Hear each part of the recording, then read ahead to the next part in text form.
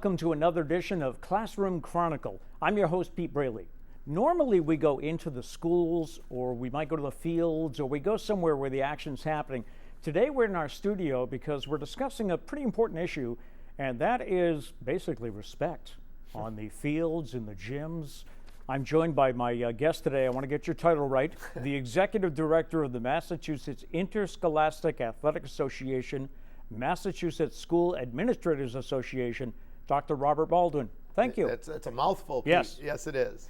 Forgive me if I call you Bob. Please call me Bob. I've known you for years. Absolutely. Yeah. That's who I am. We were just saying, I used to work with Bob's father, the great Russ Baldwin, back at WNBH, and I still think of him when I'm doing games, and he was a great mentor. You're here today, and you've been all over the news since you talked to the Boston Globe, I guess. Yes. About the issues that are showing up in sports as far as incidents of racism, hazing, disrespect. What made you speak to the Globe? How did you finally get to that point?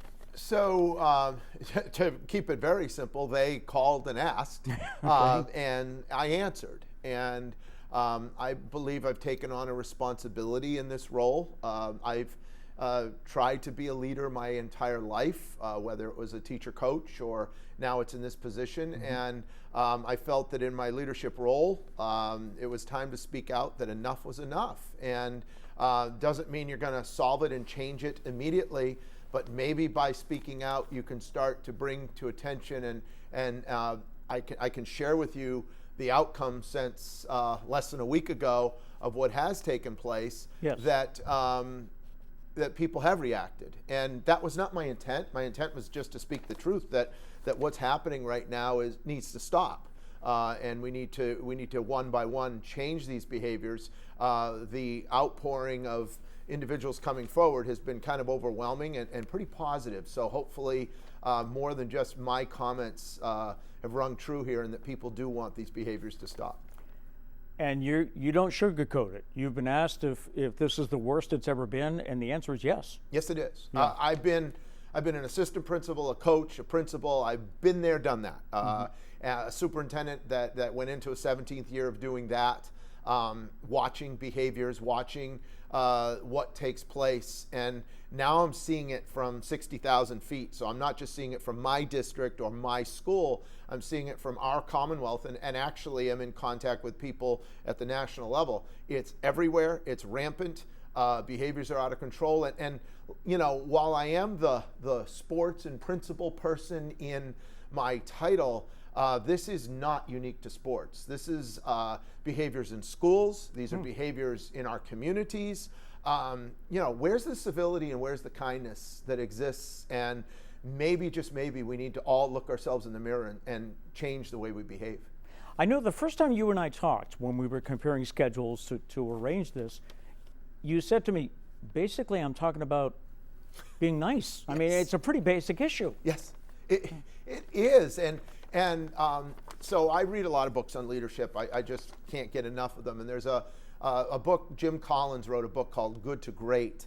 And then he had some follow-up books to that. And I mentioned this briefly at someone who had asked me this question. He calls it the tyranny of the or versus the power of the and I'm probably messing up it. But we're so either or right now, which polarizes all of us. And we need to get to and.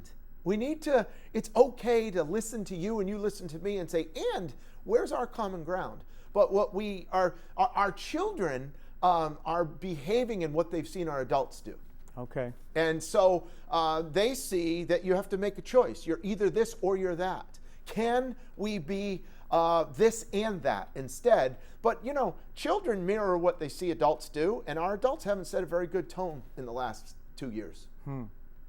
So yeah, we talk about these incidents are happening at sporting events, but that is an interest. So you think this is pretty much like a trickle-down thing? Oh, absolutely. Yeah. I think it's a microcosm. So it's being talked about in sports because sports is, there's microscope on sports all the time. People love their sports, and when they see it in sports, but there are behaviors happening in schools that are horrific. There are behaviors that are happening in airplanes. There are behaviors that are happening in lines in places. Right. I sit and watch some things sometime that I just be patient, be calm, wait in line. It's okay. We'll get there. But human beings in general, and you know, I know I'm in my locus of control is one area right now, but I just believe that if we were all a little more kind and a little more civil, maybe our kids would act the same way. But we got to stop these behaviors now within our schools, because we have control over that, and on our fields and in our practice areas. I read that you do have a plan. I'll get to that in just a moment. You have some ideas. But first of all, let's talk about you if we can. Sure. Here you were, I've known, our kids grew up together. Yes. We saw each other at games. He used to call me to let me know if school was canceled. Is that something you miss? Not that. You were the guy that had to decide whether or not there was school for Fairhaven? Not at all. That is the hardest singular thing to do, because every decision you make in leadership is wrong, or at least 60% think it's wrong, and the 40% who agree never tell you. So, and the closing of school, boy, did that morph in 17 years. That went from being 6 to 12 inches, maybe we'd still have school, that by the end, if it was a forecast of 1 to 3 inches, oh God, we had to cancel the night before. And so I got really, you know, I was old school. I was one of those that I was always, people didn't like it. I was the last one. I felt I had to get up. You didn't call the night before, you called it that morning. Because we're in New England, and there were some mornings that people would call the night before, and you'd wake up, and because it's New England, it was raining out. Yeah. And I felt that I was paid to do a job, and that job was to wake up at 4 in the morning and drive streets or look outside or check out the weather. But I don't miss that. I don't miss the 4 in the mornings, and I certainly don't miss getting it wrong about 50% of the time. Yeah. do you call off work for the MIAA? Are you the man? It's a great question. So I asked about that the other day, and I said, who makes this call? I said, I'm in Fairhaven, you're in Franklin. I said, I'm sure there's more snow in Franklin. Who does all this? Oh, so, good point. It could be, yeah. Right. So I'm trying to steer away from that, but I have a feeling being in charge, I'll probably have to make that call. But that's so the staff of maybe 30 there will be 50% mad and 50% happy when I make that call, as opposed to thousands in the school system. Right. And so you're based in Franklin? Yes. Okay, but still living in Fairhaven? Yes. So your commute got a little longer? Yes, it did. It's something I've never had. My commute used to be 1.5 minutes, and now it's about 50 minutes. Yeah. I love it. I either listen to sports talk radio when I'm not the subject of it, or I will listen to a podcast, or I will just be deep in thought. It's a way to kind of leave the job, which you can never leave any position of leadership at the door, but it's a way to kind of decompress on the way home and kind of wake up and rev up on the way there. So right now, I'm loving it, and it's totally different to me. What does the MIAA do besides run a website that decides who plays where and come up with rules? Great. So when I interviewed for the job, I'm an outsider, so I'm asking the same question. Okay. And my interpretation of what the MIAA does or did was, they're the heavy hand of regulation. They're the no police. They're the people who say you can't do this, you can't do that. Practice starts exactly. March 19th. And exactly. And so my objective is to turn, and I've said this aircraft carrier of this belief system that we are this regulatory entity, which we have to be, because that creates fairness and equity in sport and competition, but to also be a service organization, to be there to support principals, athletic directors, coaches, so when they have questions and they call, how can we help? How can we be there for you? I had a great, and he still is, a mentor, Tom Scott, who heads the Mass Association of School Superintendents, and I was blessed to be an officer in their group for 3 or 4 years at the superintendent level. And their association was so supportive of superintendents. When you had an issue, you called, and they may not tell you what you wanted to hear, but they were there for you. Okay. And the MIAA, I want us to be that way. The great thing that I found about us is there are some amazing people that work in Franklin. And we've got to get them out there so that people know how good they are. Many people know that, but there's a perception issue right now. there. The perception is that we are this regulatory heavy hand that says no, and we need to be the people who you can call and say, how can we help? And of course, Pete, it's sports. And Right. when somebody loses a game or somebody has an issue, people at the local level are quick to say, well, it's the MIA's fault. Yes. And so everybody needs a scapegoat. Everybody needs someone to say it was their call. But I've also learned that it's very much membership driven. There are committees for every sport. There are committees for every district and region. And our principals, athletic directors, and coaches are the ones on those committees who make up the decisions and vote on these decisions. Okay. And then it's the job of the people in Franklin to uphold the handbook. You know, I go back to my vice principal days where it's basically the student handbook was written by the school committee and the school council from the greater community. Well, the MIA handbook is approved by all these members. And yet it's our job to uphold the integrity of that handbook and follow through with it. So I'm learning a lot. Yeah. How much of what you want to get done comes from your own experiences as being a coach or being a principal or superintendent and working with athletic directors? Probably 100%. Yeah. You have to lead based on your core values and beliefs. And I've just always believed in people. And that you get back to my dad, I have a little placard on a desk that says people are important. And that was my dad's. And I make sure that I keep that there.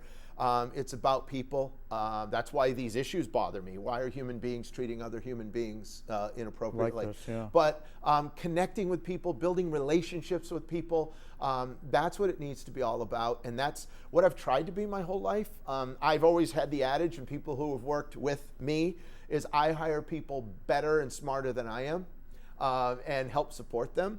And then when there's a big issue, I'm out there as the face and voice to take the hit for them. But when you hire people better and smarter than you, your association can fly. And my early indications of the people in Franklin is they're really good. Yeah.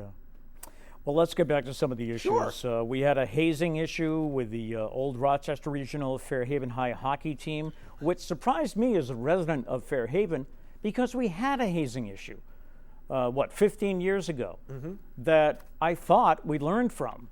But again, there was another one at a summer camp, I think it was recently. There have been issues with hockey rinks, with parents getting involved in fights. We never had this, or did we? When you played sports or coached sports, did you have any of this? Like, people tell me, well, I always yelled at umpires. That's Right. what it's, and you can't do that anymore. Right. I was asked last night in an interview, have you ever seen it this bad? And my answer was no, I haven't. Okay. So I don't believe it's been to this level across the board. I mean, these behaviors do not discriminate amongst communities. There is no community that is immune to the ills of society. And so just when you think your community, it's not going to happen to us. Not my neighborhood. Not my neighborhood. That's wrong. That's putting blinders on. I think when you talk about, how do we deal with this? Yeah, you have a plan, right? Well, here's the thing. This isn't solved by one person. You're not going to save society No, I'm not. tomorrow. No, I'm not. However, people have already started to reach out. And collectively, and I can share this with you, but collectively, the Attorney General's office, agencies like the Department of Ed, the Mass Association of School Superintendents, I represent and help lead the Principals Association. Collectively, what can we do? Can we educate and re-educate our coaches? And again, I want to start with adults. Adults set the expectations for our children. Right. And we need to educate that when, a simple adage, and this was after 9/11, when you see something, say something. If I'm going to say it differently, that this change is going to happen in our own backyard, not from the MIA, not from some other agency. It's in every locker room. It's on every practice field. When the coach says, that's not how we act here, that's not how we behave here, cut it out. That's the first area of progressive discipline. When the expectation is set that there's a way, a decorum of treating other human beings, and we compete as hard as we can compete. And when the whistle blows, we pull the person up, we pat them on the back, and we say, nice job, I'm going to get you next play. But that's self-control. Those are great habits to teach young people of self-control, to work as hard as you possibly can, and then when the whistle blows, there's sportsmanship. So the answer is not with me by any means, but we need to educate and re-educate. We need to hold people accountable. That's important. Very important. Yeah. It's a privilege, not a right, to participate in sports. And, parents will believe it's their child's right. However, there should be a certain code of ethics that student athletes have to adhere to.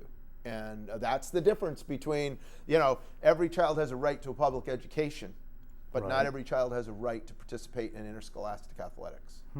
And maybe they don't know that. They don't, but maybe it needs to be ingrained into our parents and our student athletes that you put a name on the front of your jersey and you represent your community, and with that is a responsibility to uphold the proper behavior of sportsmanship and respect and civility, and model for others that this community competes like you wouldn't believe, but also are better sportsmen. Another question that came up this week was, we seem to be, and correct me if I'm wrong, we seem to be seeing less kids getting involved in sports. Now, I've noticed a decline in football, which I think is the concussion issue, but are you seeing that? Are you seeing fewer kids?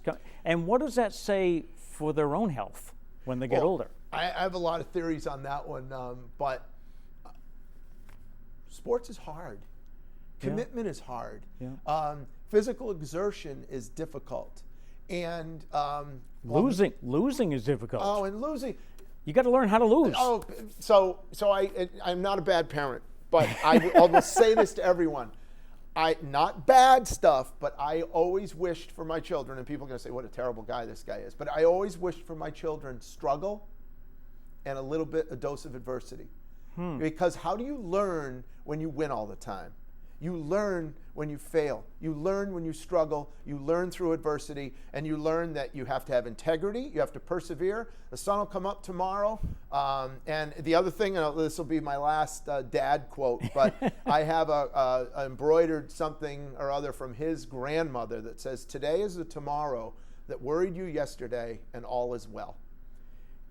True. It's kind of deep. True. But the point is, you'll be okay tomorrow. And actually, by struggling a little bit and persevering with integrity, not blaming others for it, and not, I made a mistake and it was somebody else's fault, but by owning up to it and working hard the next day. So participation in sports, you and I are not going to remember 25 years from now what the score of a game was, but if somebody taught us that when you get knocked down, you get back up again, that when somebody says something to you, you kill them with kindness. That's what my mom has always taught me.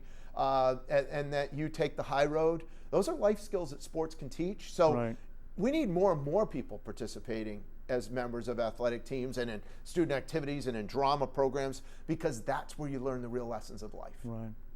Have you noticed, though, that enrollment participation is down? Yes. Yeah. Yes. And it's again, I don't know what it is. Yeah. Could it be? And the idea was, let's have children start in youth leagues and we'll increase enrollment. That's what I used to think. It was the feeder programs. Yeah. Well, when you feed at 4 years old and by the time you're 10, you're tired of playing that sport, who knows? I don't have believe me, there's no science to that, but there's something about. That's a good point. There's something about peaking when you want to peak. And I was. Which also goes into playing multiple sports. Yes. Instead of a child that only plays volleyball. Yes. Learning, your body grows in different ways and just gets used to. I was going for my master's at the University of Maryland, and I was fortunate enough to be an assistant on the baseball team, and we went out recruiting. And one of the coaches said to me, "See that kid right there?" And I said, "Yeah." He said, "He's already peaked. He's 17 years old. He's huge. He's a monster." He said, "He's not going to grow. He's not going to get to potential." He said, "We want to get someone who's going to peak when they're 20 years old." And I was like, that's really interesting. Yeah. And I always remembered that. And how can you spot that? But I guess they do. He was the expert, and I was the new gift. person trying to figure it out. But it's a great point to make that, oh, my kid throws curveballs at 11. Okay. And at 12, what's their arm look like? And, but maybe you want them to peak at 11. And again, that's philosophical and parenting. But how many little leagues have you and I been involved in where, my son's going to go pro and he's 11? How do you know? Which is very problematic, because people think that, if they've ever been into a UMass Dartmouth Division III weight room for the football team and looked at the size and the stature of the student athletes there, it's pretty intense. Yeah. And so for people who believe that their child may go to Division I or Division II, it is a huge pool out there. A lot of work. Yeah, Mm-hmm. and a lot of work. Yes. Back to the behavior, though. Sure. Are we preaching to the choir, though? I mean, is your message being received by, I don't want to say us versus them, but is your message going to be received by the people that need to hear it? It's a great question. Learning is repetition. Okay. And it's a great question, because sometimes an incident happens. I can remember in schools, you'd react to the, Baskin-Robbins flavor of the day, 31 flavors, and something would happen. And then 4 months later, something would happen, and you'd say, oh yeah, it's that again. Right. And I just think we need to keep this on our radar, and we need to, be tenacious with it, and we need to just continue. Again, you said it. Just be kind to one another. Yeah. Be civil to one another. Respect one another. And show sportsmanship. That's more important than a championship. What do you say to the guy, though, or the woman who's in the stands who says, "Yeah, but my kid's good," and that ref really gypped him. Mm-hmm. Mm-hmm.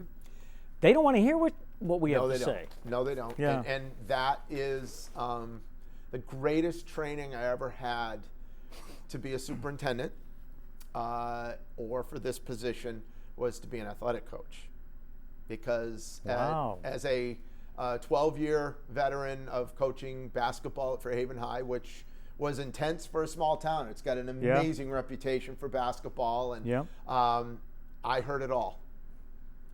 There's many times, unfortunately, that I grew my thick skin on the hardwood. And there were things that were said and done in those 12 years that were never said and done as a superintendent to me. And so you just have to realize that people love their children, and people get emotional, and it's not personal. But I was paid to love 15, not just the one. And I would say that to that parent, and tried to do my best, and I'm sure I made 1,000 mistakes, but that's where I got my thick skin, is hearing exactly what you said, that objectively, here's the point of that. Objectively, that student athlete knows the truth. Wow. No doubt in my mind.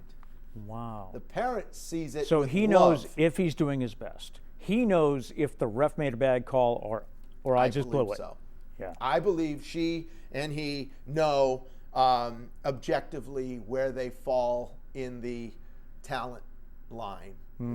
Every child and student athlete that I ever coached, and I coached boys and girls and watched it all, I think they really are pretty objective. And I went into coaching because I knew I wasn't good enough, and I'm sure Russ Baldwin said, my son's going to get his bonus and go into the major leagues. Well, Dad, love you, but I wasn't good enough. 74 miles an hour isn't going to cut it. Was that it? Yeah. I don't know. I think I threw harder than that. But anyway. I remember you told me once, I don't know how, I was doing something about things parents say, and you said you can always remember your dad behind the backstop saying, "Just throw strikes." Yes. And you were saying, "Dad, what do you think I'm trying to do?" And our student athletes hear that. Yeah. And they love their parents, but they don't love that. Yeah. And so I learned as a coach that now I had coached and I got out of it. I coached 20 seasons and I was a parent for 40 seasons. 5 kids and all kinds of different seasons. And I learned by the time I was a parent that for baseball season, I sat down the right field line in a lawn chair. For volleyball season, I sat on the floor and everybody else was behind.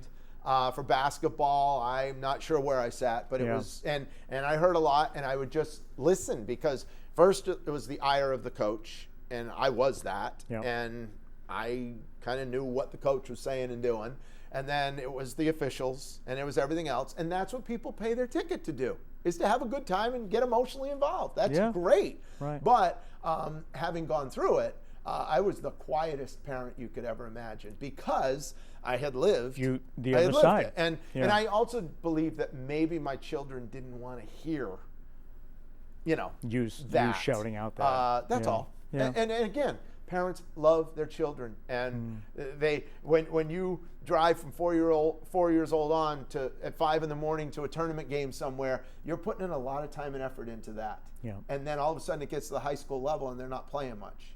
That's a hurt. That hurts. That's loss. That hurts. And it's emotional. And so we need to respect and understand that, but at the same time, not take it personal when somebody says something. It's hard. Yeah. One other quick question someone asked me to ask you was, why is it we're seeing teams suddenly in the high school teams in the playoffs have to drive 3 hours to a game? Sure. That is new, right? Yes. That just went into effect this year, or was it? So because of COVID, it was supposed to be last year, I think. So this is one of those that it was actually voted on by everyone in an assembly to attempt to have a real statewide tournament. Right. Instead of having 5 Super Bowl games, right? Yes, and there still are, but they're by division and size. Right. But now the games are seeded 1 through 16, and 1 plays 16. So this is what we're used to when we watch the NCAAs.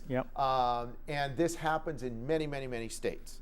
And Massachusetts is not Texas or California, but you can quote me on this one. I've said this a lot. The people who worked in the school district know that this is an old one, and this is Barbara Wortham, when I was going for my doctorate, said the only human beings that like change are wet babies. So true.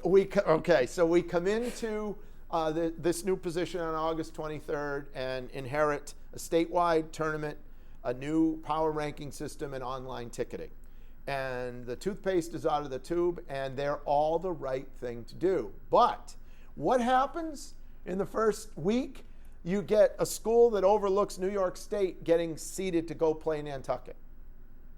That was the luck of the draw. And I heard about that I one. get it. Now, there was an article in the Globe that was really neat, the way they did it. And it was a once-in-a-lifetime experience that, I've never been to Nantucket. Yeah. Those kids, it's how you take things, right? I spoke with Tom Tarpey at New Bedford High about this issue, and he said, hey, make a day of it. Get a bus, go, have food, enjoy the island. So I'm a glass of water half full person, and I would take it as, we're going to give you an experience you'll never forget in your lives. You'll forget whether you won or lost, but you are going to see the state, and you're going to experience this. And I respect and understand those that are critical. Some people are critical just to be critical. That's the nature of human beings. But I think it's working right now. So what would happen is, if you played in a region and you knocked off the 2 best teams who are in that region, they're done in the first round. What's happening now is the best teams in the state are now going to match up against each other in all of these different sports, and they could very well be conference foes who are the best 2 teams in the state because they've made it through the process. So it could create some excitement and some regional stuff that never happened before, because the regional was already done before that. So I've been watching it. I've been going to games. Saturday I'm going to try and go to 3 different ones. I'm going to try and go 11, 1, and 4, and then I have to speak to officials at 7. So I'm going to do the whole gambit on Saturday, but I just want to take it all in. I want to see it, experience it, and then our membership will weigh in on it. But I'll just say one last thing on that. Yes, please. You don't change and then change and then change. That's just as frustrating to human beings and to people. So I think we need to let this happen for a while and see what happens out of it. Okay. Yeah. So quickly, in maybe the 30 seconds we have left, what is your message about the behavior problem?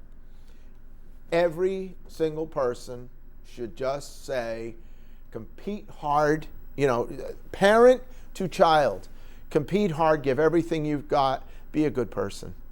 Just exude sportsmanship You know, be that person that somebody said, my God, I got hit really hard by that person, or that person scored 3 goals and they were one of the nicest people that I ever dealt with. And because you know what, Pete, and you and I are hopefully attest to that, good things happen to good people in the long run. And if we can teach our kids that early on, they'll learn a life lesson they'll never forget. Thank you so much. Thanks for having me. From the MIAA, Dr. Robert Baldwin.